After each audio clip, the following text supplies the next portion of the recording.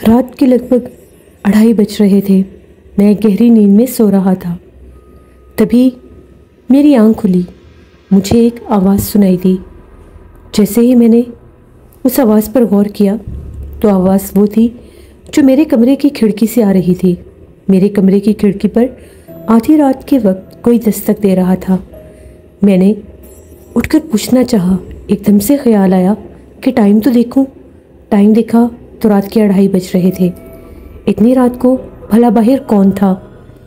मैं तो बहुत ज़्यादा डर गया कि ये कौन हो सकता है। यहाँ पर वर्कशॉप के इस कमरे के बाहर इतनी रात को तो कभी कोई नहीं आया। वर्कशॉप भी वो जो हाईवे पर थी और मुझे एक गांव से आना होता था। इसलिए जब मैं बहुत ज़्यादा थक जाता था और वापस जाने की हिम्मत नहीं बचती थी तो मैं वर्कशॉप पर बने कमरे में ही रात सो जाया करता था। हम लोगों का जो वर्कशॉप का ऑनर था, जो हमारा उस्ताद भी था, उसने मुझे कह रखा था कि जब कभी तुम्हें बहुत देर हो जाए तो तुम वर्कशॉप पर बने कमरे में सो जाया करो। वर्कशॉप से थोड़ा ही दूर पिछले वीरानों में एक कब्रिस्तान भी था। रात 2:30 बजे बार बार खिड़की पर कोई दस्तक दे रहा था। मैं धीमे धीमे कदमों के साथ खिड़की के करीब पहुंचा। पहले दिल में ख्याल आया कि खिड़की खोलकर देखता हूँ भला बाहर कौन हो सकता है इतनी रात को। लेकिन फिर मैं बहुत ज़्यादा डर गया। जो ही मैंने कदम पीछे हटाए उसने फिर से दस्तक दी। उसने बाकायदा मुझे पुकारा। आवाज़ ऐसे थी जिस तरह से कोई आदमी था, कोई बूढ़ा आदमी, और वो मुझे ये कह रहा था मेरी मदद कर दो, मैं बहुत दूर से आया हूँ। मुझे पता है इस कमरे में कोई ना कोई ज़रूर रहता है। बाहर से लाइट जल रही थी। मेरे कमरे के बाहर एक बल्ब भी रोशन था। मैंने डरते डरते अंदर से ही पूछा, कौन हो तुम और इतनी रात को यहाँ पर क्या कर रहे हो? उसने कहा, मेरी मदद कर दो, मुसाफिर हूँ, चल चल के थक गया हूँ, बहुत दूर से आया हूँ, मुझे थोड़ा सा पानी पिला दो। मैंने उससे कहा कि अच्छा ठीक है, तुम रुको, मैं तुम्हें पानी देता हूँ। मैंने वर्कशॉप के कमरे में अपने लिए एक जग और गिलास रखा हुआ था। मैंने इसमें से एक गिलास पानी का भर के उस आदमी को देना चाहा। जैसे ही मैं पानी का गिलास लेकर बाहर निकला तो वहाँ पर कोई भी नहीं था। मेरे पैरों के नीचे से ज़मीन निकल गई कि ये क्या? अभी तो वो बूढ़ा शख्स मुझसे पानी मांग रहा था, आखिर वो कहाँ पर गया? मैंने कमरे के चारों ओर देखा, वो कहीं भी नहीं था। मैं बहुत डर गया और भागता हुआ वर्कशॉप के कमरे के अंदर आ गया और कमरे का दरवाज़ा बंद कर लिया। अभी मुझे अंदर आए हुए 1 मिनट ही गुजरा होगा, दोबारा से खिड़की पर दस्तक हुई और वो फिर से पानी मांगने लगा। मैंने उसे कहा कि तुम जो कोई भी हो यहाँ से चले जाओ, मुझे तंग मत करो, मैं तुम्हारे लिए पानी बाहर लेकर आया था, लेकिन तुम वहाँ पर नहीं थे, अब तुम फिर कहाँ से आ गए हो? वो चाह ही नहीं रहा था। उसने अजीबोगरीब आवाज़ों में रोना शुरू कर दिया, जैसे उसकी आवाज़ में बहुत ज़्यादा दर्द और तकलीफ़ था। मैंने जल्दी से खिड़की खोली, देखा तो बाहर एक बूढ़ा आदमी खड़ा था। मैं उसे देखकर डर गया। उसका चेहरा बहुत ज़्यादा भयानक सा था।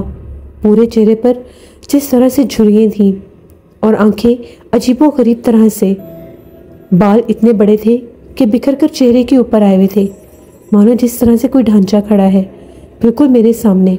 उसे देखकर मुझे इस पर तरस आने लगा। मैंने उसे कहा कि ठीक है, मैं तुम्हें पानी देता हूँ। मैं जल्दी से पानी का गिलास लिए बाहर निकला। वो सामने खड़ा था। मैंने जैसे इसको पानी का गिलास दिया, मेरी नज़र दीवार पर गई। उसका दीवार के ऊपर कोई भी अक्स नहीं था, वो कोई इंसान नहीं था। पानी का गिलास पकड़ते साथ ही उसका चेहरा बदल गया। भयानक आवाज़ में वो हंसने लगा, ऊंची आवाज़ में कह के निकालने लगा। मैं अपनी जान बचाता, चीखों पुकार करता वर्कशॉप के कमरे के अंदर आ गया और कमरे का दरवाज़ा बंद कर लिया। मैंने भागकर खिड़की भी बंद की। तब तक उसने एक हाथ खिड़की से अंदर किया हुआ था और वो मुझे पकड़ने की कोशिश कर रहा था। मैंने वहाँ से एक छड़ी उठाई और उसके हाथ पर मारी। हाथ बाहर हुआ तो मैंने खिड़की बंद कर दी। अब वो मेरी वर्कशॉप वाले कमरे के चारों ओर भाग रहा था और भयानक आवाज़ें निकाल रहा था। कभी ऐसा लगता था कि वो दीवारों के ऊपर भी चढ़कर भाग रहा है। एक भयानक रात थी और बाहर से खौफनाक आवाज़ें। तभी दूर से मुझे कुत्तों के भौंकने और रोने की आवाज़ें आने लगी और वो कह के मारता, शोर मचाता उन्हीं वीरानों में गायब हो गया। वो रात मेरे लिए बहुत मुश्किल थी। रात भर मैं सो नहीं सका। मुझे हर पल यही डर रहता था कि कहीं वो मखलूक वापस ना आ जाए और मेरे पास हिफाजत के लिए भी कुछ ना था। जैसे कैसे करके मैंने वो रात गुजारी। सुबह जैसे ही सूरज की रोशनी निकली, मैं वहाँ से अपना साइकिल लेकर घर की तरफ भागा। घर पहुँचा, बहुत डरा हुआ था। घर वालों को सारी बात बताई। मुझे बहुत सा बुखार भी हो गया था। मेरे अम्मी अब्बू ने मुझे बताया कि वो कोई इंसान नहीं, जिन था जो वीरानों में था। हो सकता है वो उस पुराने कब्रिस्तान से ही आया हो जो तुमसे पानी मांग रहा था कि किसी तरह से तुम उसके कब्जे में आ जाओ, लेकिन तुमने उसको मोहलत ही नहीं दी और भागकर अंदर आ गए। अगर तुम्हें वहाँ पर रात रुकना भी होता है तो अपनी हिफाजत के लिए अपने पास कुछ रखा करो, कोई लोहे की चीज़, कोई चाकू, कोई छुरी, या फिर अपनी हिफाजत के लिए सूरत यासीन घर से ले जाओ, उस कमरे में रख लिया करो। मैंने उन्हें कहा कि ठीक है। मैंने बहुत बार कोशिश की कि दोबारा वहाँ पर रात ना रुकूं। ये बात मैंने अपनी वर्कशॉप पर सभी अपने साथ काम करने वाले लड़कों को भी बताई। सब डर गए।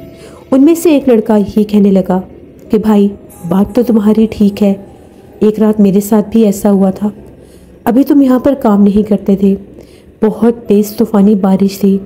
उस रात तो घर जल्दी चले गए थे और मेरे ज़िम्मे लगा गए थे कि तुम वर्कशॉप बंद कर देना। तब भी ये कमरा नया नया ही बना था, तो मैं रात इस कमरे में ही रुक गया। वर्कशॉप मैंने बंद कर दी थी। वो रात मैं कभी नहीं भूल सकता। तेज़ तूफ़ानी बारिश की एक रात थी और वर्कशॉप के बाहर भयानक आवाज़ें। उस कमरे के बाहर बार बार मुझे कोई औरत पुकार रही थी, मेरा नाम ले रही थी और मुझे ये कह रही थी कि दरवाज़ा खोलो, मुझे अंदर आना है, मेरी मदद करो। तब मुझे नहीं पता था कि यहाँ पर जिन्नात भी हो सकते हैं।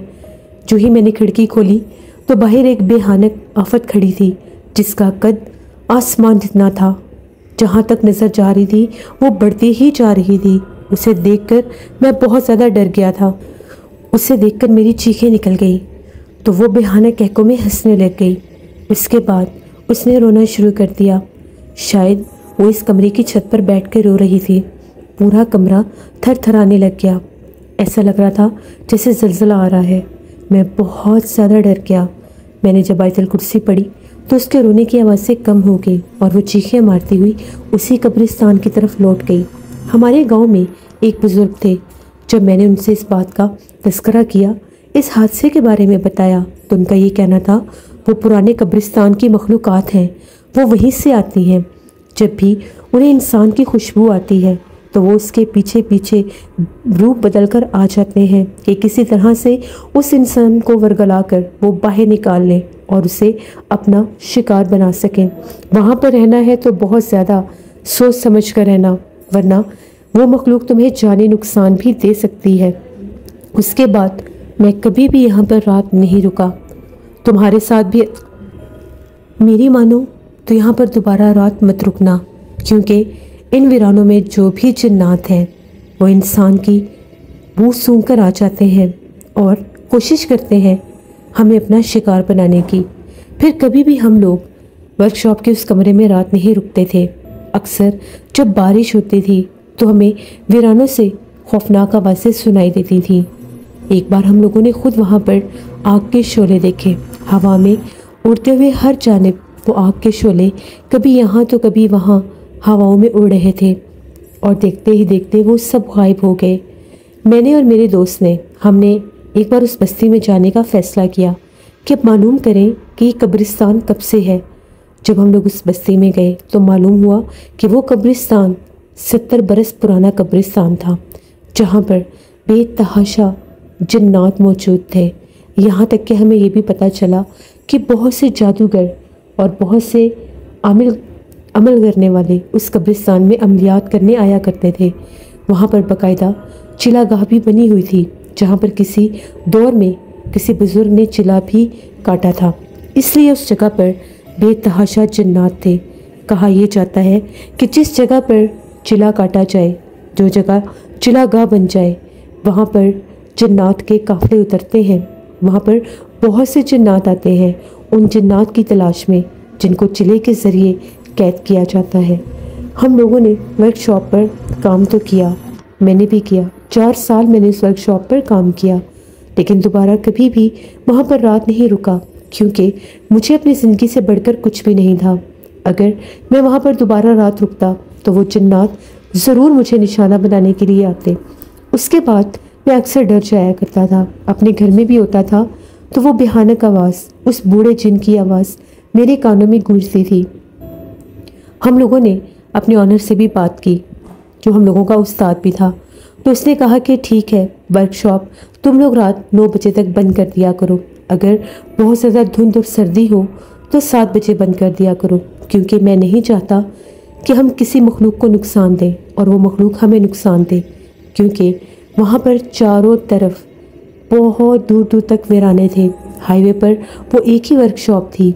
आते जाते मुसाफिरों की अगर गाड़ियों को कोई मसला होता था तो वो हमारी ही वर्कशॉप पर आते थे, और हम लोग भी उनको यही कहते थे कि देर रात के इस रास्ते से मत गुजरा करो।